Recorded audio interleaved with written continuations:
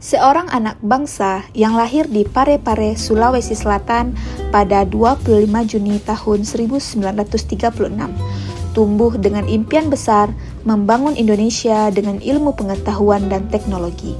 Dialah Baharudin Yusuf Habibie, sosok jenius, visioner, dan teladan dalam kecerdasan, kerja keras, serta ketulusan hati. Dari ruang belajar kecil di Bandung hingga laboratorium teknologi tinggi di Jerman, Habibie membuktikan bahwa cita-cita yang disertai disiplin, iman, dan semangat pantang menyerah dapat menembus batas dunia.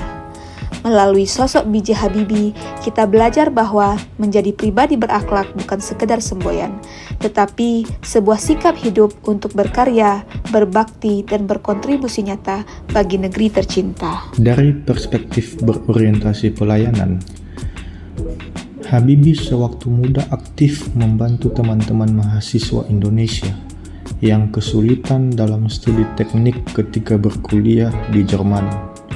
Ia tidak segan turun langsung memperbaiki mesin atau membantu teknisi mencari solusi ketika terjadi permasalahan di mana mereka berada. Dan setelah pensiun, dia aktif dan mendirikan Habibie Center. Dari nilai akuntabel, Habibie dikenal tidak mudah terpengaruh oleh kepentingan pribadi atau politik perusahaan. Ia selalu memastikan bahwa setiap keputusan teknis yang diambil berdasar pada data ilmiah yang valid, bukan pada tekanan atasan atau keuntungan sesaat. Sikap ini terbawa sampai akhir. Ia tetap menjaga karakternya tetap bersih. Contohnya, ia tidak pernah diketahui dan didengar melakukan praktek korupsi. B.J. Habibie dikenal sebagai seorang mahasiswa yang berkuliah di Jerman. Prestasinya sebagai ilmuwan kelas dunia tercermin dari lebih 40 hak paten di bidang aerodinamika, penciptaan pesawat CN-235 dan N-250, serta reformasi industri pesawat di Indonesia.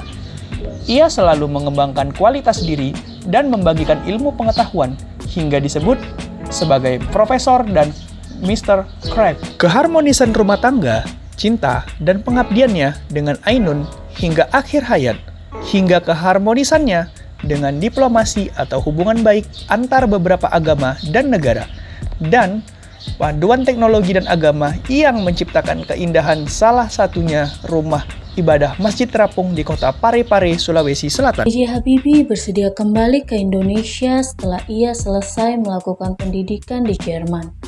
Walaupun banyak tawaran dari negeri Jerman sendiri untuknya mengabdi dan bekerja di sana.